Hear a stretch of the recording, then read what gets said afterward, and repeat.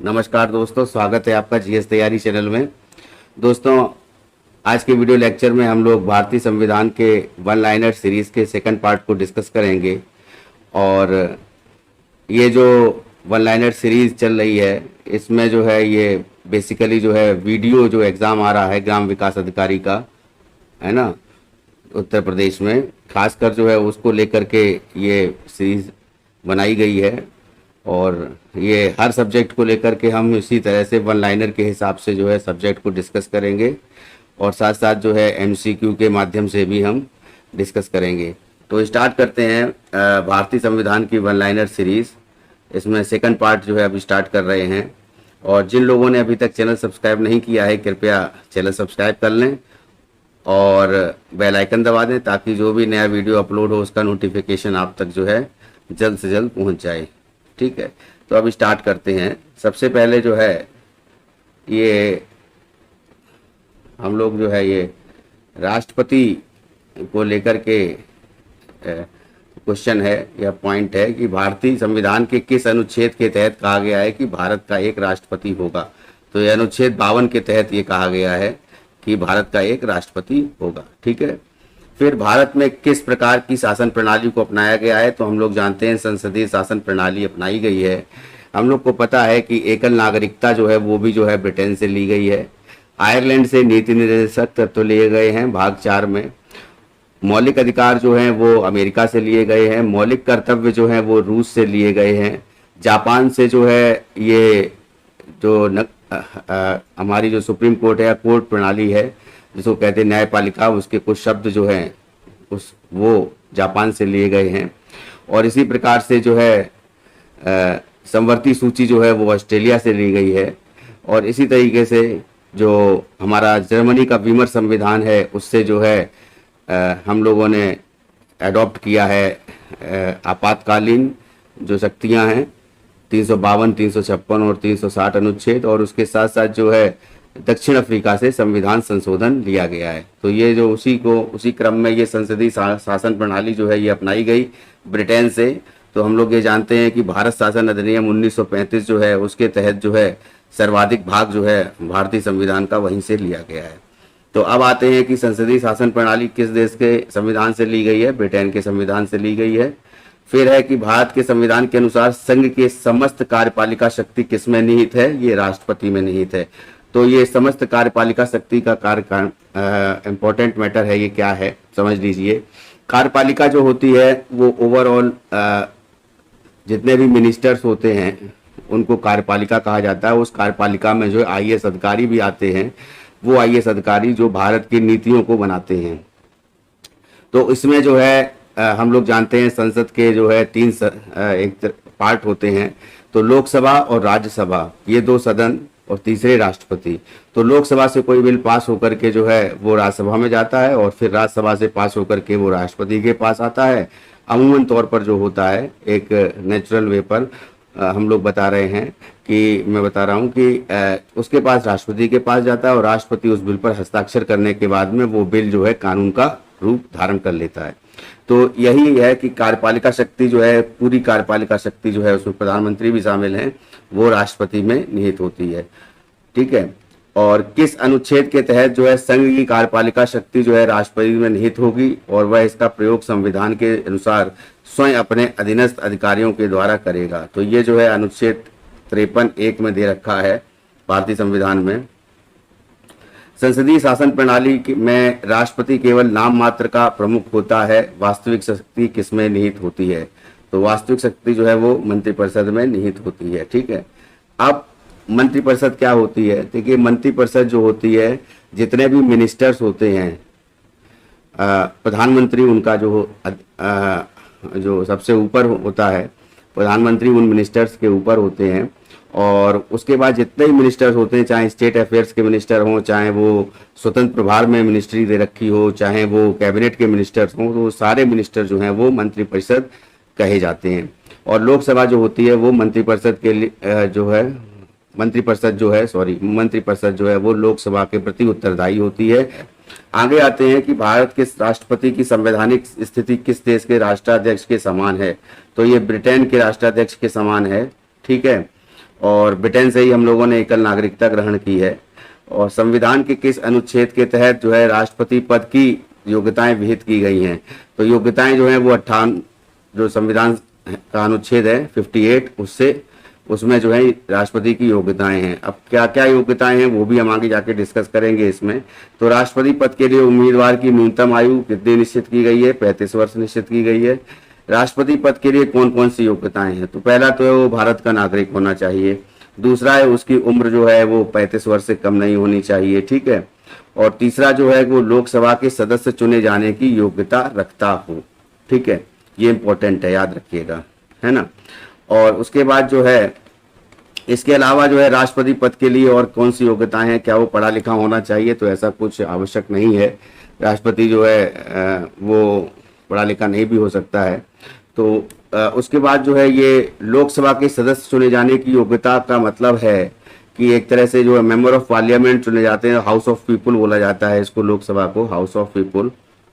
और इसमें जो है हाउस ऑफ पीपुल में जो है कैसे चुने जाते हैं ये हम लोग जानते हैं कि व्यक्ति जो है वो जो एमपी चुना जाता है लोकसभा का, वो जो है पूरा जो होता है वो एक तरह से अप्रत्यक्ष तरीके से नहीं बल्कि प्रत्यक्ष तरीके से उसकी वोटिंग होती है ईवीएम के द्वारा, जिसे हम लोग देखते हैं जब भी चुनाव होते हैं, लोकसभा के आम चुनाव होते हैं तो हर 5 साल के लिए सरकार बनती है। तो वो जो 5 साल के लिए सरकार बनती है तो वो उसके साथ साथ जो विपक्षी दल होते हैं उनके भी जो एमपीज होते हैं उन वो लोकसभा के लिए जो चुने जाते हैं वो सभी जो हैं वो प्रत्यक्ष रूप से चुने जाते हैं। तो लोकसभा के जो मेंबर बनने के लिए जो भी योग्यताएं होती हैं वो एक राष्ट्रपति पद के लिए इम्पोर्टेंट है कि होनी चाहिए। और जो लोकसभा का जो सदस्य चुना जाता है उसकी उम्र जो है वो 25 वर्ष होती है, ठीक है। तो भारत में राष्ट्रपति का निर्वाचन प्रत्यक्ष रूप से होता है। और मैंने बताया था कि एकल संक्रमणीय समानुपाती जो नीति अपनाई जाती है इसमें, है ना, सिंगल ट्रांसफरेबल वोट सिस्टम राष्ट्रपति के निर्वाचन में।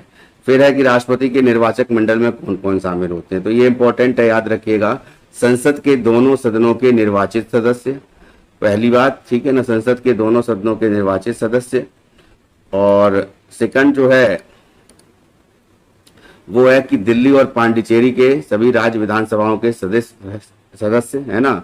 और इसमें जो है संसद के दोनों सदनों के जो निर्वाचित सदस्य होते हैं वो एक तरह से जो मनोनीत सदस्य होते हैं, जैसे 2 एंग्लो इंडियन लोकसभा के और 12 जो राज्यसभा के होते हैं, ये इसमें भाग नहीं लेते हैं, ठीक है ना। और साथ में राज्य विधानसभाओं के सहित सदस्य भी भाग लेते हैं, ठीक है। इसमें कहीं पर भी विधान परिषद का नाम नहीं आ रहा है, ये याद रखिएगा, ठीक है। उसके बाद है कि दिल्ली और पांडिचेरी राज्यों की विधानसभाओं को राष्ट्रपति के निर्वाचक मंडल में किस संविधान संशोधन द्वारा शामिल किया गया? तो देखिए 70वां संविधान संशोधन था 1952, ठीक है, 1992 है। तो इसके तहत जो है दिल्ली और पांडिचेरी के जो मेंबर्स होते हैं, मेंबर्स ऑफ लेजिस्लेटिव असेंबली, विधानसभा के, तो वो जो हैं ये 70th अमेंडमेंट एक्ट किया गया था, तो उसके तहत जो है ये राष्ट्रपति के चुनाव में भाग लेते हैं, ठीक है।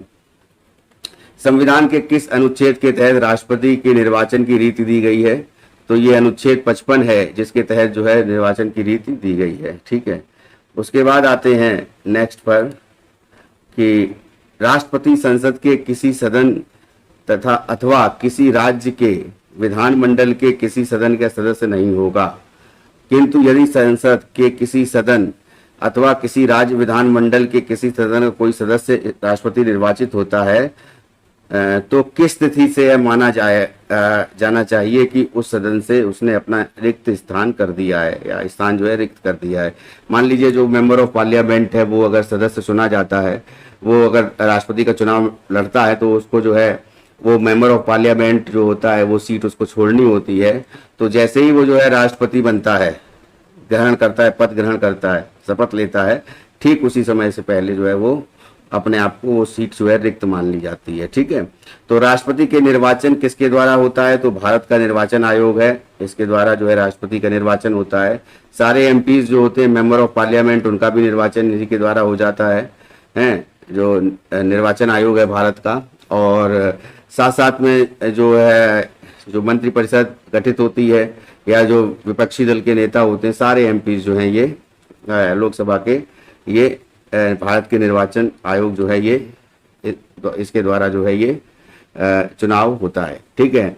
और अब जो है निर्वाचन आयोग की बात में हम बात करें तो हम जानते हैं कि राष्ट्रपति के निर्वाचन को लेकर के अगर किसी प्रकार की जो है मतभेद होते हैं या किसी प्रकार का प्रॉब्लम आती है, जैसे चुनाव में जो है प्रॉपर प्रोसीजर जो है पालन नहीं करना या कुछ भी बात आती है, तो ऐसे केस का निपटान जो है वो सुप्रीम कोर्ट ऑफ इंडिया करती है। ठीक है। तो अब राष्ट्रपति पद के उम्मीदवार का नाम कम से कम कितने मतदाताओं द्वारा क्रमशः प्रस्तावित और अनुमोदित किया जाना चाहिए। तो याद रखिएगा कि राष्ट्रपति पद के उम्मीदवार का नाम जो है 50 सदस्य ऐसे होने चाहिए जो प्रस्तावित करते हैं, जो नाम को जो है जो नाम को जो है उसका प्रस्ताव रखते हैं, और 50 सदस्य जो होते हैं वो अनुमोदित करते हैं। ठीक है। अनुमोदन का मतलब होता है उसको जो है एक तरह से पास करते हैं। ठीक है। और राष्ट्रपति पद के उम्मीदवार की जमानत की राशि कितनी होती है? 15,000 रुपए होती है। कुल वैध मतों का कितना भाग मत प्राप्त न करने पर उम्मीदवार की जमानत राशि जब्त हो जाती है? तो कुल वैध मतों का 1/6 भाग है। याद रखिएगा इसको, इंपॉर्टेंट क्वेश्चन है ना, ये पूछा जाता है। उसके बाद जो है किस अनुच्छेद के तहत जो है यह उपबंध किया गया है कि कोई व्यक्ति राष्ट्रपति पद पर पुनर्निर्वाचन के लिए पात्र है? तो ये अनुच्छेद 57 में जो है ये कहा गया है कि कोई व्यक्ति जो है राष्ट्रपति पद पर दोबारा जो है चुनाव लड़ सकता है। कितनी बार लड़ सकता है तो इसका कोई भी जिक्र जो है संविधान में नहीं किया गया है, कितनी भी बार वो लड़ सकता है। ठीक है ना। उसके बाद जो है राष्ट्रपति के निर्वाचक मंडल में संविधान के किस अनुच्छेद के तहत किया गया है? जो निर्वाचक मंडल जो है वो किस अनुच्छेद के तहत आता है? तो वो है 54वां जो अनुच्छेद है उसके तहत। फिर आते हैं कि राष्ट्रपति का चुनाव किस पद्धति से होता है? तो हमने बताया था सिंगल ट्रांसफरेबल वोट पद्धति जो है ये अनुपातिक प्रतिनिधित्व पद्धति, इसके तहत जो है राष्ट्रपति का चुनाव होता है। ठीक है। और इसको एकल संक्रमणीय समानुपाती नीति जो है इसको बोला जाता है। ठीक है। और किस वर्ष की जनगणना के द्वारा अभिनिश्चित जनसंख्या को राष्ट्रपति चुनाव के लिए किसी राज्य विशेष की जनसंख्या माना जाता है? ये इंपॉर्टेंट है। देखिए अभी जो है अभी तक जो आ रही है तो परिसीमन जो किया जाता है वो 1971 की जनगणना को लेकर किया जाता है। ठीक है। और उसके बाद जो है किस संविधान संशोधन द्वारा यह प्रावधान किया गया है कि जब तक 2026 के बाद होने वाली प्रथम जनगणना के आंकड़े प्रकाशित नहीं होते तब तक राष्ट्रपति चुनाव के लिए राज्यों की जनसंख्या 1971 की जनगणना द्वारा अभिनिश्चित जनसंख्या को माना जाएगा। ये 84वां संविधान संशोधन जो था उसके द्वारा ये 2001 में ये 84वां संविधान संशोधन किया गया था, तो उसके तहत जो है ये माना जाएगा। ठीक है। फिर है कि राष्ट्रपति की पदावधि का उपबंध किसमें है कि राष्ट्रपति कितने साल तक होता है? तो हम लोग जानते हैं राष्ट्रपति जो है वो 5 साल के लिए चुना जाता है, और जो अनुच्छेद 56 है उसमें ऐसा दिया गया है। ठीक है। और कितनी जो है कितने वर्ष के लिए? तो ये 5 वर्ष के लिए होता है। ठीक है ना। पद ग्रहण की तिथि से, याद रखिएगा, पद ग्रहण की तिथि से। और पद ग्रहण की तिथि कब बोली जाती है? जिस दिन वो शपथ लेता है। ठीक है। शपथ कौन दिलाता है राष्ट्रपति को? वो दिलाता है चीफ जस्टिस ऑफ इंडिया। ठीक है। और सैलरी जो कितनी मिलती है राष्ट्रपति को? वो है 5 लाख रुपए मिलती है। और राष्ट्रपति की जो सैलरी है वो भारत की संचित निधि से जो है मिलती है। ठीक है। राष्ट्रपति, प्रधानमंत्री या जितने भी एमपीज हैं उन सब की जो सैलरी है वो भारत के जो संचित निधि है, जिसको कंसोलिडेटेड फंड ऑफ इंडिया ही बोला जाता है, उसके द्वारा जो है इनको ये वेतन जो है दिया जाता है। और अनुसूची 2 में जो है ये वेतन का जिक्र किया गया है। जो भारत की संविधान की अनुसूची 12 अनुसूचियां हैं उसमें मैंने बताया था कि 8 अनुसूचियां जो हैं वो पुरानी हैं, फिर उसके बाद 4 और जोड़ी गई। तो 8 अनुसूचियों में जो पहली अनुसूची है वो राज्यों का संघ होगा, तो राज्य को जो है डिफाइन करता है पहली अनुसूची, जो पहला जो है शेड्यूल जो है। और सेकंड शेड्यूल जो है वो सेकंड अनुसूची जो है दूसरी वाली वो वेतन के बारे में बताती है, तीसरी शपथ के बारे में बताती है। ठीक है ना। इसी प्रकार से जो है आगे चलते जाते हैं।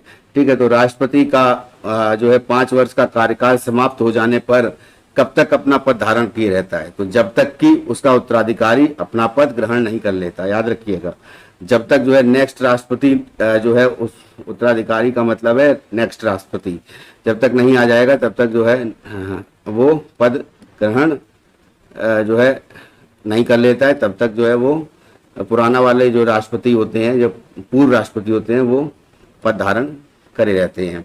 कहने का मतलब है शपथ के दिन तक। ठीक है, राष्ट्रपति अपना त्यागपत्र किसे देते हैं? तो हमें पता है कि उपराष्ट्रपति को ये राष्ट्रपति जो है अपना त्यागपत्र देते हैं। और उसके बाद में जो उपराष्ट्रपति जब त्यागपत्र दे देते हैं उपराष्ट्रपति को, तो उपराष्ट्रपति का ये दायित्व होता है कि वो लोकसभा अध्यक्ष को यह जो है जानकारी प्रदान करे कि राष्ट्रपति ने अपना त्यागपत्र दे दिया है। ठीक है, तो ये जो है उपराष्ट्रपति राष्ट्रपति के त्यागपत्र की सूचना तत्काल किसे देता है? ये देखिए आ भी गया है, तो लोकसभा अध्यक्ष को देता है। तो ये इंपॉर्टेंट है, याद रखिएगा। भारत के राष्ट्रपति को शपथ कौन दिलाता है? तो उच्चतम न्यायालय के मुख्य न्यायाधीश दिलाते हैं, या फिर उनकी अनुपस्थिति में जो होते हैं, जो नॉमिनेटेड होते हैं, दूसरे जो ज्येष्ठतम न्यायाधीश होते हैं वो जो है उनकी अनुपस्थिति में जो है ये उनको शपथ दिलाई जाती है राष्ट्रपति को। जब राष्ट्रपति का पद मृत्यु, त्यागपत्र और महाभियोग या किसी अन्य कारण से रिक्त हुआ हो, तो उसे भरने के लिए चुनाव अधिकतम कितने समय के भीतर करा लिया जाएगा? तो 6 महीने के लिए जो है 6 महीने के अंदर जो है वो चुनाव हो जाना चाहिए। ऐसा एमपी के लिए भी है। एमपी की भी कोई सीट जो होती है, जैसे कोई बिना एमपी, जैसे एमपी नहीं है, ना तो राज्यसभा का है ना तो लोकसभा का है सदस्य, और वो जो है प्रधानमंत्री चुन लिया जाता है, तो है ना, या फिर कोई मंत्री चुन लिया जाता है, तो मंत्री पद उसको दे दिया जाता है। तो वैसे में केस में भी ये 6 मंथ का ही ये प्रोविजन होता है कि विदिन 6 मंथ जो है आपको जो है मेंबर बनना है। ठीक है, और इसमें जो एक खास चीज है वो ये भी है कि जो ये 6 माह के भीतर होता है, इसको जो है सारे एमपीज के लिए होता है, और इसमें ये जितने भी एमपी होते हैं लोकसभा के नॉमिनेटेड छोड़ करके। ठीक है, और राज्यसभा के जो मेंबर्स होते हैं वो जो है दूसरी विधि से चुने जाते हैं, तो उसके बारे में भी बताएंगे। और राज्यसभा के मेंबर्स में जो है नॉमिनेटेड अलग होते हैं, 12 लोग होते हैं, राष्ट्रपति के द्वारा चुने जाते हैं, तो वो जो है हम नॉमिनेटेड भी बाद में डिस्कस करते हैं। आगे आते हैं, अब राष्ट्रपति की शपथ का प्रारूप के बारे में किस अनुच्छेद में कहा गया है? तो 60 जो है, आर्टिकल 60 है जो कॉन्स्टिट्यूशन का, वो शपथ के बारे में बताता है।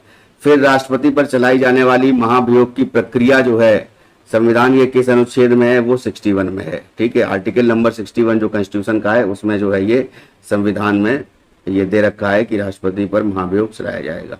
क्या अभी तक कोई ऐसा राष्ट्रपति है? तो अभी तक कोई ऐसा राष्ट्रपति है नहीं है जो महाभियोग की प्रक्रिया जो है जिसके लिए जो है स्टार्ट की गई हो। ठीक है, और एक बात और है कि नोटिस दिया जाता है।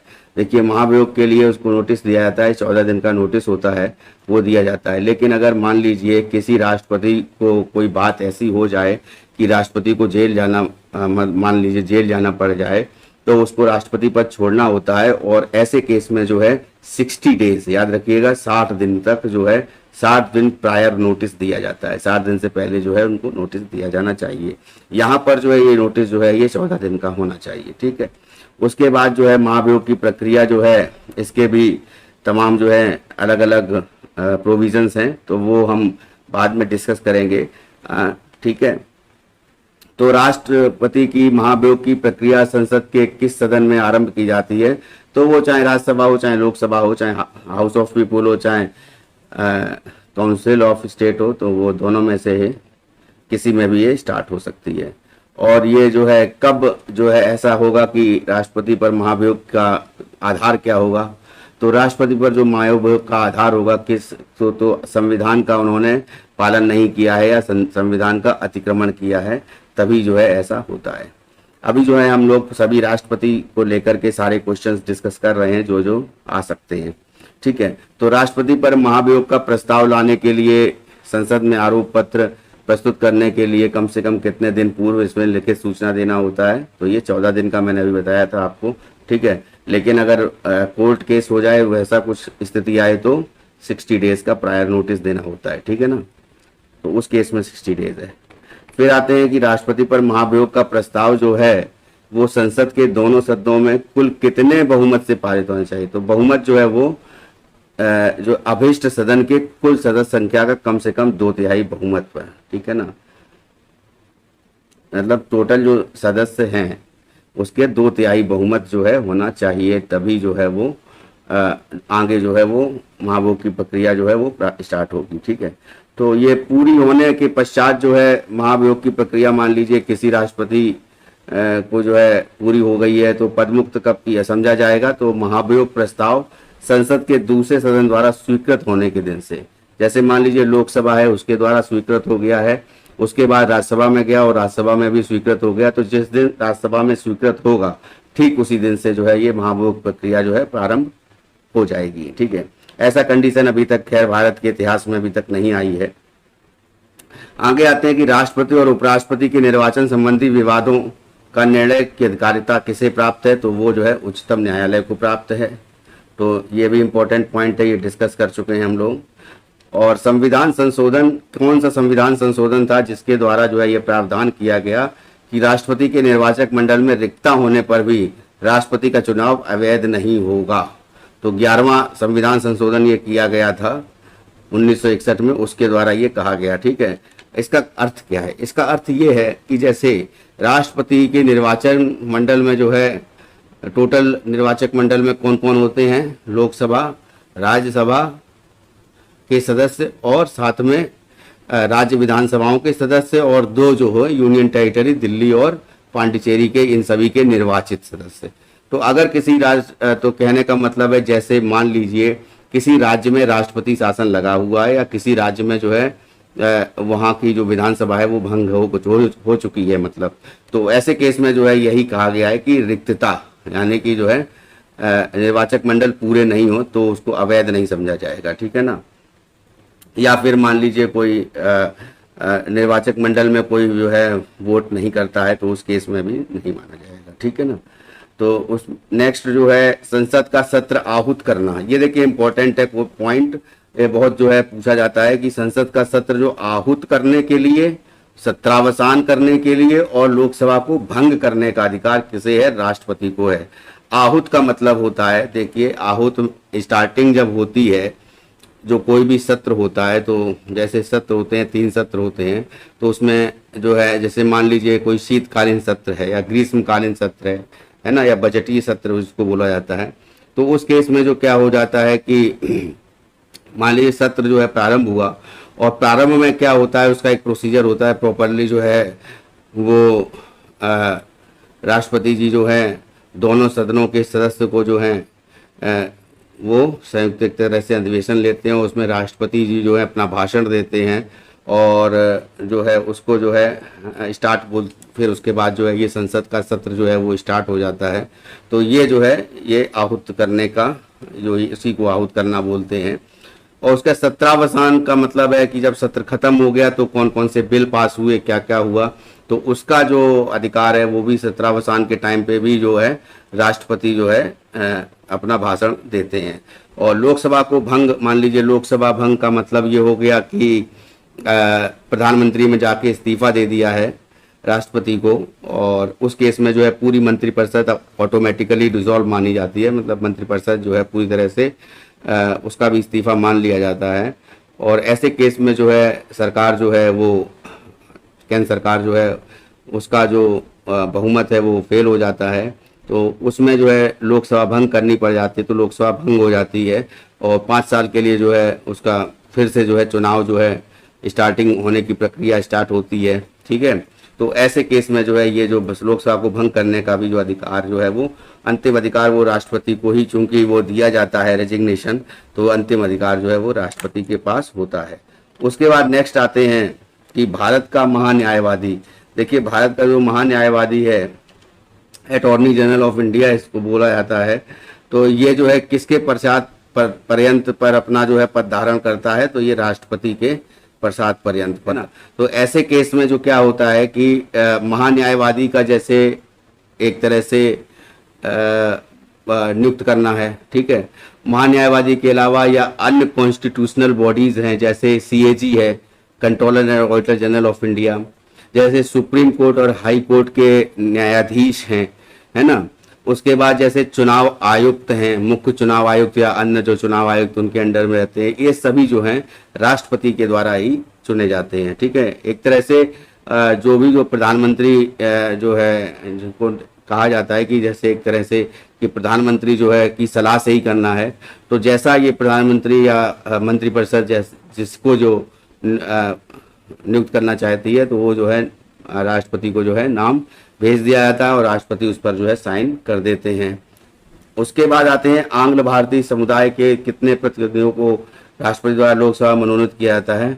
तो ये 2 प्रतिनिधि थे, पहले 2 एंग्लो इंडियन, अभी ये खत्म कर दिए गए हैं। ठीक है, अब राष्ट्रपति जो है राज्यसभा में जो है 12 सदस्यों को जो है नॉमिनेट करते हैं और राज्यसभा कभी भंग नहीं होती है। राज्यसभा जो है 1/3 जो है इसके जो सदस्य हैं हर 2 साल में जो है ये जाते रहते हैं। तो किन क्षेत्रों में विशेष ज्ञान या अनुभव को रखने वाले व्यक्तियों को राज्यसभा में प्रतिनिधित्व करने का प्रावधान दिया गया है।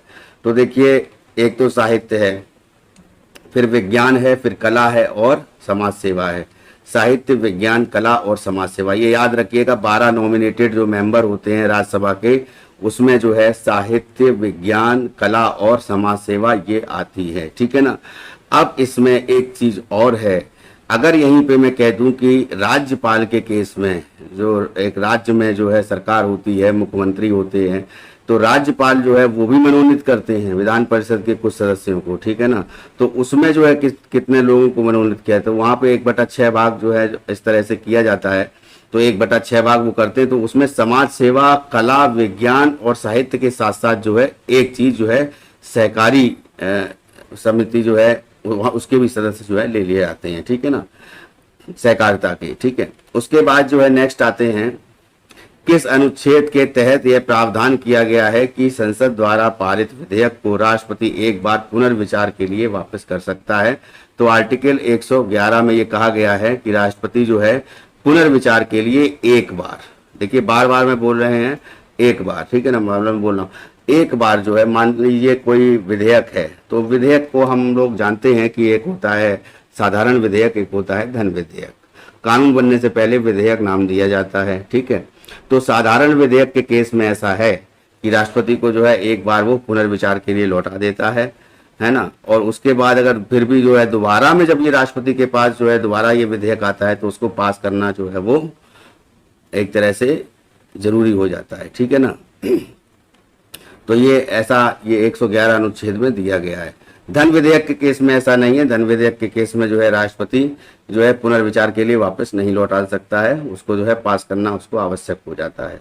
और धन विधेयक के केस में हम जाते हैं कि वैसे लोकसभा और राज्यसभा में से किसी में भी ये जो है कोई भी विधेयक जो है स्टार्ट किया जा सकता है, उसकी जो प्रोसीजर है वो स्टार्ट किया जा सकता है।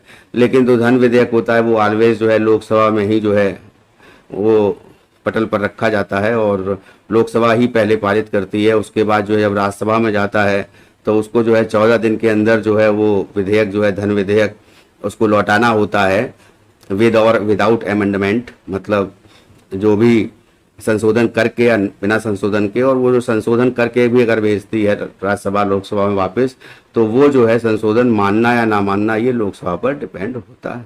ठीक है, तो ये है इम्पोर्टेंट पॉइंट। तो उसके बाद आते हैं संविधान के किस अनुच्छेद के तहत जो है राष्ट्रपति संसद के दोनों सदनों की संयुक्त अधिवेशन आहूत करता है। तो यही जो संयुक्त अधिवेशन की बात मैं कर रहा था, ये 108 अनुच्छेद है, उसमें जो है ये दिया हुआ है। ठीक है, 110 अनुच्छेद में जो है ये मैंने बताया था कि 110 अनुच्छेद जो है ये धन विधेयक को लेकर के है। और धन विधेयक जो है इसको लेकर के जो है ये भी बात है कि धन विधेयक को राष्ट्रपति वापस नहीं कर सकता है। ठीक है ना, याद रखिएगा। और कोई विधेयक धन विधेयक है या नहीं है, तो कोई विधेयक धन विधेयक है इसको कौन डिसाइड करता है, लोकसभा अध्यक्ष से डिसाइड करता है।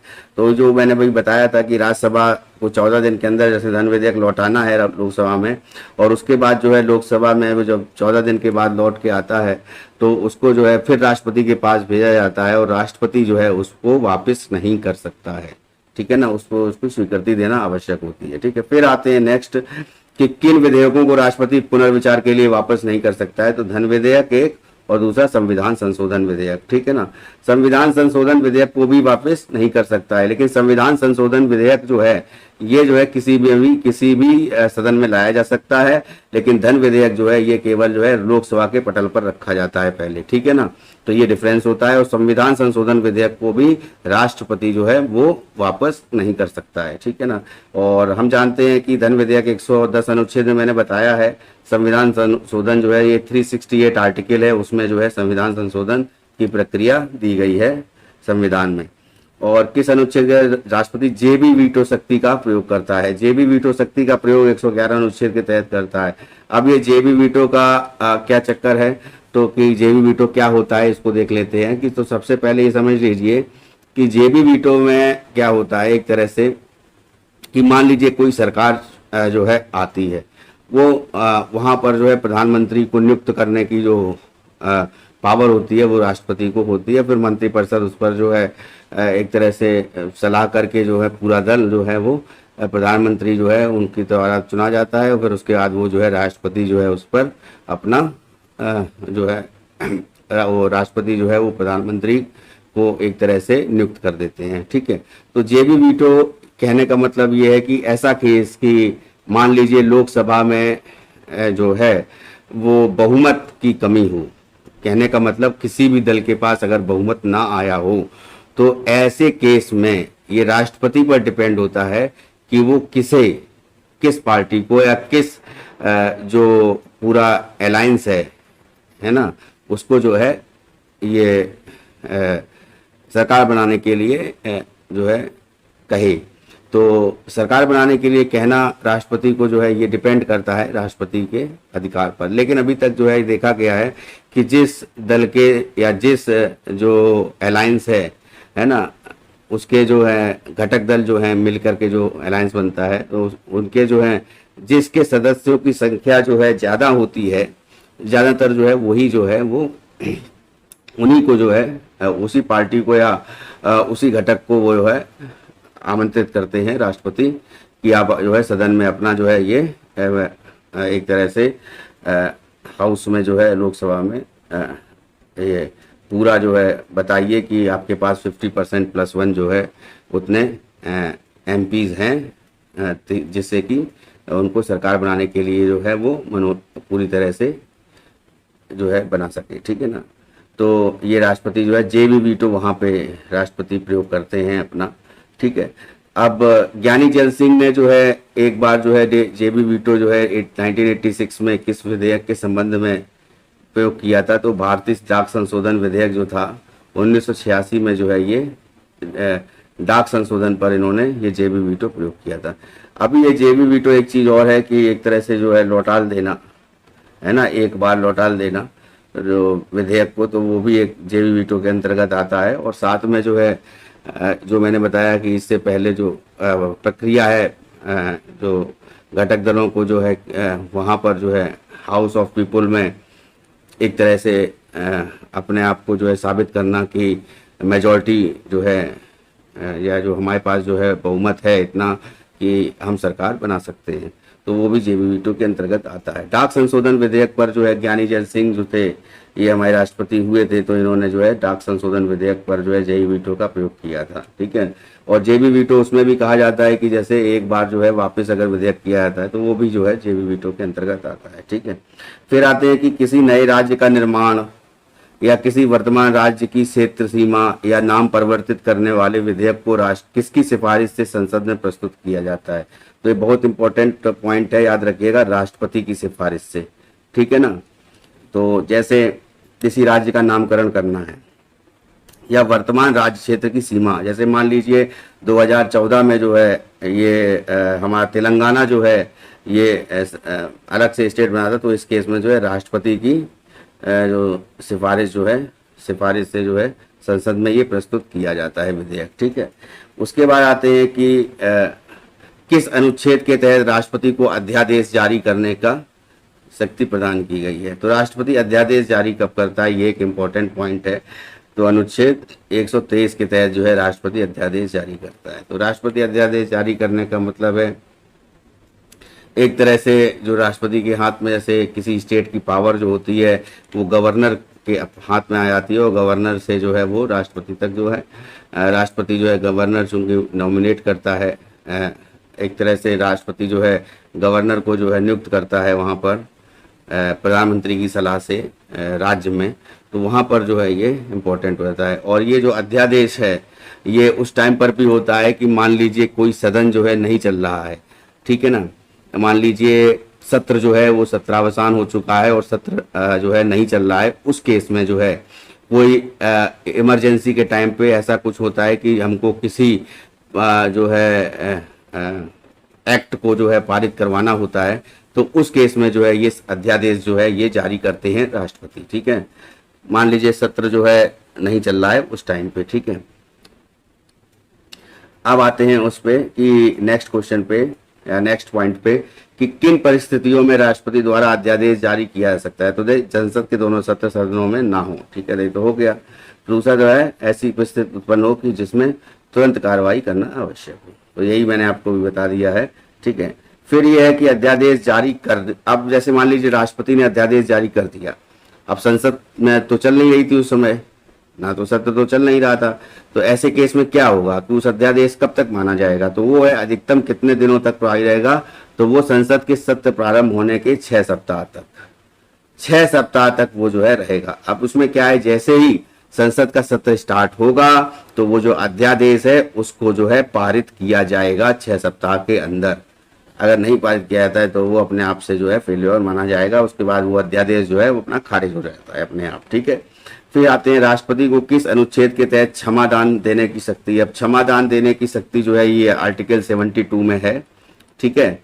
आर्टिकल 72 में ये शक्ति प्राप्त है ये राष्ट्रपति को कि किसी भी व्यक्ति को जो है ये मृत्यु से भी क्षमादान दे सकते हैं, या फिर किसी की जो सजा है वो उसको कम करना ये भी हो सकता है, या फिर किसी व्यक्ति को जो है पूरी तरह से क्षमा कर देना, है ना, किसी के दंड को, है ना, एक तरह से जो है जिस तरीके से वो जो है जेल में गया है बस उसको, है ना। तो ऐसे केस में जो क्या होता है कि क्षमादान देने की शक्ति जो है ये एक ब्रॉड वे में होती है, अलग अलग प्रोविजंस होते हैं इसके, तो वो अनुच्छेद 72 में जो है ऐसा कहा गया है।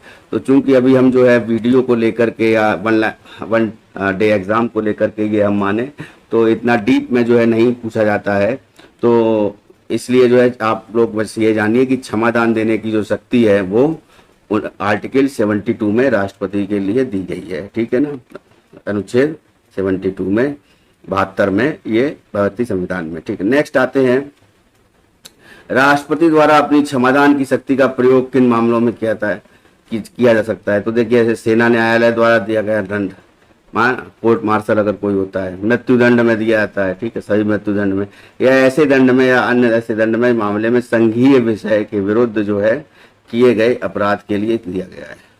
संघीय विषय का जो है कि 7 जो सूची है जिसमें संघ जो है कानून बना सकता है, यानी जो सरकार जो है कानून आती है उनको तोड़ता है कोई व्यक्ति, तो उसको जो है जो दंड मिलता है जो न्यायपालिका से, फिर उसको जो है उसको कम करने का जो है अपराध को के द्वारा जो अपराध किया गया उसका जो उसको दंडात्मक कार्रवाई होती है, उसमें मान लीजिए किसी को जो है 10 साल की सजा मिली या 15 साल की सजा मिली, तो उसमें वो ड्यूरेशन जो है वो राष्ट्रपति कम कर सकते हैं, ठीक है।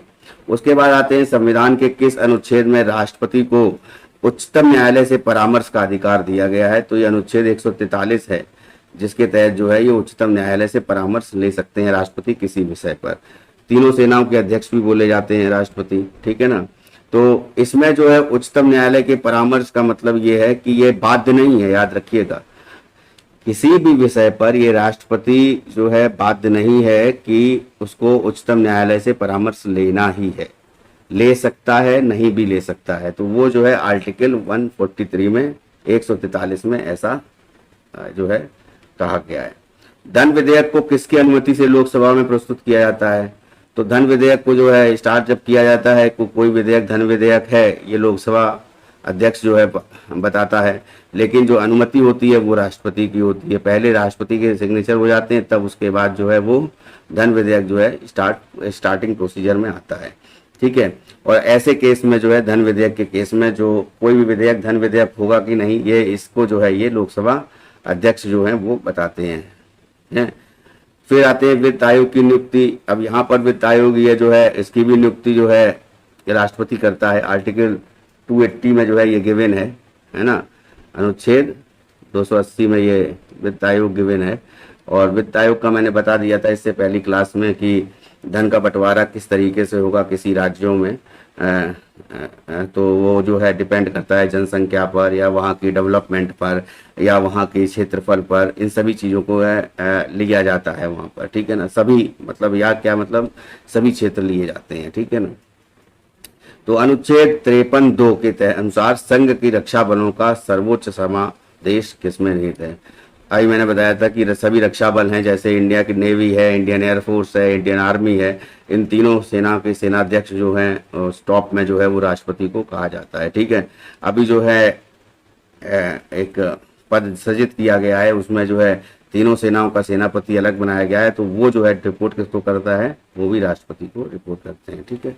उसके बाद जो है कौन से भारत के ऐसे राष्ट्रपति हैं जो लोकसभा अध्यक्ष भी रहे हैं। This is very important question actually, कि लोकसभा अध्यक्ष जो रहे थे और वो साथ साथ में राष्ट्रपति भी रहे हैं, तो वो है नीलम संजीवा रेड्डी, ठीक है। तो नीलम संजीवा रेड्डी जो हैं ये रहे हैं लोकसभा अध्यक्ष भी रहे हैं, ठीक है। और 13वें राष्ट्रपति के रूप में जो है ये पहली महिला राष्ट्रपति जो चुनी गई थी, वो 13वें राष्ट्रपति के रूप में चुनी गई थी प्रतिभा देवी सिंह पाटिल, और ये प्रथम महिला राष्ट्रपति थी। तो 13th राष्ट्रपति थी ऑर्डर में, ठीक है। अगर व्यक्ति में देखा जाएगा तो 12th भी इसमें होता है, ठीक है। 12th इसलिए क्योंकि पहली बार जो है वो राजेंद्र प्रसाद जी को जो है डॉक्टर राजेंद्र प्रसाद जी को टू टेन्योर्स के लिए लगातार चुना गया था, ठीक है। फिर राष्ट्रपति के रूप में डॉक्टर राजेंद्र प्रसाद को सबसे लंबी अवधि और डॉक्टर जाकिर हुसैन को सबसे कम अवधि 1 वर्ष 11 दिन तक कार्य किया था, याद रखिएगा। सबसे लंबी अवधि के लिए किसने काम किया था, डॉक्टर राजेंद्र प्रसाद। तो 2 टेन्योर्स हो गया 10 साल, ठीक है। उसके बाद जो है डॉक्टर जाकिर हुसैन है, इन्होंने जो है राष्ट्रपति पद के लिए जो काम किया वो केवल 1 वर्ष 11 दिन किया था, ठीक है ना। ये जो है याद रखिएगा। तो उसके बाद जो है नेक्स्ट है कि राष्ट्रपति की आकस्मिकता निधि पर किसका नियंत्रण होता है। भारत की आकस्मिकता निधि पर किसका नियंत्रण होता है, तो ये राष्ट्रपति का नियंत्रण होता है। इसको बोलते हैं कंटिजेंसी फंड ऑफ इंडिया। मान लीजिए कभी कोई ऐसी बात हो गई कि सत्र जो है सदन में जो सत्र नहीं चल रहा है, और ऐसे केस में जो है मान लीजिए बाढ़ आ गई या कोई आपदा आ गई है, जो प्राकृतिक आपदा आ गई, तो ऐसे केस में जो है राष्ट्रपति जो है कंटिजेंसी फंड जो होता है उसको जो है उससे जो है ये किसी राज्य को जो है वो दे सकता है। उस फंड का यूज जो है इस काम के लिए किया सकता है, राहत कार्य के लिए किया जा सकता है, ठीक है। तो ये जो है राष्ट्रपति उसका मालिक होता है। फिर है कि संसद सदस्यों की निरर्हता का मतलब अर्हता ना हो, ठीक है ना, तो उसकी जो है मिनिमम क्वालिफिकेशंस, ठीक है। निरर्हताओं से संबंधित प्रश्नों का विनिश्चय किसके द्वारा किया जाता है, तो इसमें राष्ट्रपति के द्वारा किया जाता है। फिर है संसद सदस्यों की निरर्हताओं संबंधित प्रश्नों का विनिश्चय करते समय राष्ट्रपति किसकी सलाह लेता है, तो इस समय जो है ये निर्वाचन आयोग की सलाह लेता है, ठीक है, राष्ट्रपति। और अब तक कुल कितनी बार जो है राष्ट्रीय आपातकाल लगाया जा चुका है, तो आर्टिकल जो है 352 जो है राष्ट्रीय आपातकाल बोलते हैं उसको। तो वो जो है 1962 में जब भारत चीन युद्ध हुआ था, फिर 71 में और 75 में जब भारत पाकिस्तान युद्ध हुआ था, ठीक है ना। तो इसमें जो है ये लगाया गया। तो 3 बार जो है अब तक जो है ये आपातकाल लगाया जा चुका है, ठीक है। उसके बाद जो है 72 में, उसके बाद जो है कि भारत में कौन सा राष्ट्रपति निर्विरोध निर्वाचित हुए थे, तो नीलम संजीवा रेड्डी जो थे ये निर्विरोध निर्वाचित हुए थे, इनके अगेंस्ट में कोई खड़ा नहीं हुआ था, ठीक है। और उसके बाद जो है नेक्स्ट है कि संविधान के किस अनुच्छेद के तहत राष्ट्रपति को प्रधानमंत्री से सूचना प्राप्त करने का अधिकार है, समय समय पर, या फिर प्रधानमंत्री जो है राष्ट्रपति को सूचना देगा, ठीक है। तो ऐसे में जो है ये अनुच्छेद 78 है, ये मैंने अभी बताया था अभी आपको, ठीक है ना, आर्टिकल 78 है, ठीक है, आर्टिकल 78, ठीक है। तो ये याद रखिएगा। तो अभी हमने राष्ट्रपति के बारे में जाना। इसके बाद जो नेक्स्ट क्लास होगी उसमें जो है नेक्स्ट जो वीडियो लेक्चर होगा उसमें जो है हम लोग इसी क्रम में आगे बढ़ते चले जाएंगे और वन लाइनर्स के माध्यम से जो है पूरी पॉलिटी जो है खत्म करेंगे। ठीक है, तो राष्ट्रपति को लेकर जितने भी क्वेश्चन बन सकते थे वो मैंने आप लोगों के सामने रखे, और जो भी क्वेश्चन अगर पूछा जाता है राष्ट्रपति को लेकर तो इन्हीं क्वेश्चनों में से एक जो क्वेश्चन होगा वो आपको मिल सकता है। ठीक है, एक क्वेश्चन और है कि प्रधानमंत्री के केस में वो क्वेश्चन आता है कि ऐसे कितने लोग हैं जो राज्यसभा के मेंबर होकर के भी प्रधानमंत्री बने, तो उसमें मनमोहन सिंह हैं जैसे, या इंदिरा गांधी हैं, डॉक्टर मनमोहन सिंह और इंदिरा गांधी ये राज्यसभा के मेंबर थे। और ऐसे कौन से प्रधानमंत्री बने जो विधानसभा के मेंबर थे, ठीक है, उसके बाद डायरेक्ट प्रधानमंत्री बन गए। तो ऐसे टाइम पे जो है HD देवेगौड़ा का नाम आता है, जो JDS के हैं, जनता दल सेकुलर कर्नाटक की पार्टी है। ठीक है ना, तो उसके बाद जो है इस तरीके से जो है नाम आता है। फिर ऐसे कौन से चीफ जस्टिस ऑफ इंडिया हैं जो राष्ट्रपति बने थे, तो ऐसे केस में एक बार आया था कि M हिदायतुल्ला जो थे, इंडिविजुअल जो चीफ जस्टिस ऑफ इंडिया रहे हैं, जो M हिदायतुल्ला, वो जो है एक बार राष्ट्रपति पद के लिए वो रहे थे, तो राष्ट्रपति बने थे। ठीक है, एट दैट टाइम क्या हुआ था कि जाकिर हुसैन जी की मृत्यु हो गई थी, और उसके बाद जो है VV गिरी जो थे वो उस समय उपराष्ट्रपति थे, तो उपराष्ट्रपति ने राष्ट्रपति पद धारण ना करके जो है तो चीफ जस्टिस ऑफ इंडिया ने जो है ये पद धारण किया था, राष्ट्रपति पद को जो है। तो उस समय जो है ये कौन से चीफ जस्टिस ऑफ इंडिया थे, M हिदायतुल्ला, याद रखिएगा। ठीक है, तो इस क्लास में दोस्तों इतना ही, और मेरा विनम्र निवेदन आप लोगों से कि अभी तक अगर चैनल सब्सक्राइब नहीं किया है तो चैनल सब्सक्राइब कर लीजिए, बेल आइकन दबा दीजिए ताकि नोटिफिकेशन नए वीडियो का आप तक पहुंच जाए हैं जैसे ही नया वीडियो अपलोड हो। तीसरी जो बात है, अगर वीडियो अच्छा लगता है तो लाइक जरूर करिए, और कमेंट अगर आपको लगता है कि कुछ कमेंट दिए जाए, कुछ सुधार की ज़रूरत है, या फिर कैसा है ये वीडियो लेक्चर जो है जो मैं आप लोगों को प्रोवाइड करता हूँ, जो मटेरियल, उसमें क्या क्या चेंजेस किए जाने चाहिए या नहीं किए जाने चाहिए, तो फिर किसी भी तरीके से आप कमेंट के माध्यम से भी मुझे बता सकते हैं। तो अभी तक के लिए इतना ही इस क्लास में। नेक्स्ट क्लास में मिलते हैं नए जो है वन लाइनर्स के साथ में। ठीक है, तो धन्यवाद, बहुत बहुत धन्यवाद। ठीक है, थैंक यू।